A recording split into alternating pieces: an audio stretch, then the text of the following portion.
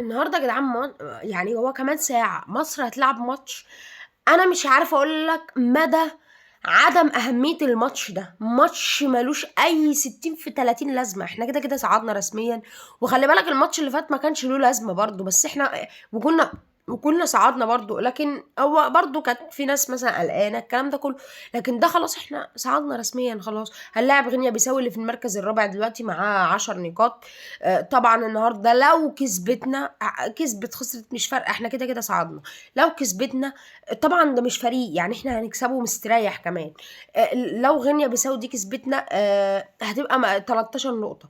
يعني انا هقول لك على حاجه، سيراليون تصعد امتى؟ وطبعا بوركينا فاسو هتكسب النهارده. يعني هتكسب النهارده. بوركينا فاسو معروفه من اقوى الفرق في المجموعه معانا اصلا، ده اقوى فريق بعدينا اصلا في المجموعه، لكن هو بس مش في مستواه. فبوركينا فاسو هتكسب، هيبقى معاه 21 نقطة، هتصعد معانا رسميا. تمام. مين الفريق التالت اللي صاعد بقى؟ المفروض ان سيراليون، لو مصر كسبت غينيا بيساو وسيراليون كسبت الماتش بتاعها، تمام. لكن لو سيراليون خسرت وغينيا بيساو كسبتنا النهارده، يعني لو سيراليون خسرت الماتش بتاعها وغينيا بيساو كسبتنا احنا النهارده، هتبقى غينيا بيساو معاها 13 نقطة، اتقدمت على سيراليون بنقطة، بقت سيراليون في المركز الرابع ب 12 وغينيا بيساو في الثالث ب 13، فهتصعد على حسابها كفريق ثالث مجموعة.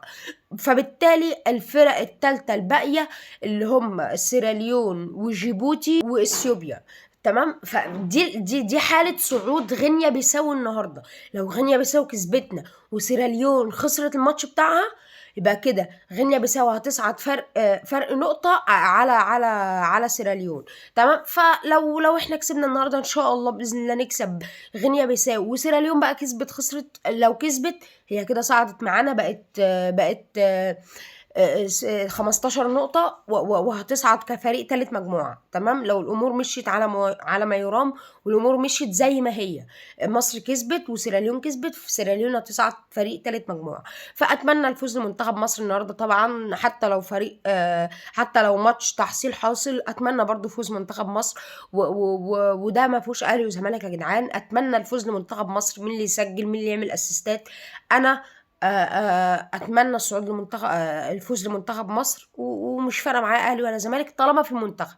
فاتمنى المكسب لمنتخب مصر والفوز في المباراه دي، علشان نروح كاس العالم نفسنا مفتوحه، ونرجع نفسنا مفشوخه مسدوده. يلا اما نشوف هنعمل ايه في كاس العالم، هنروح نترقع كام من انهي فريق ونيجي.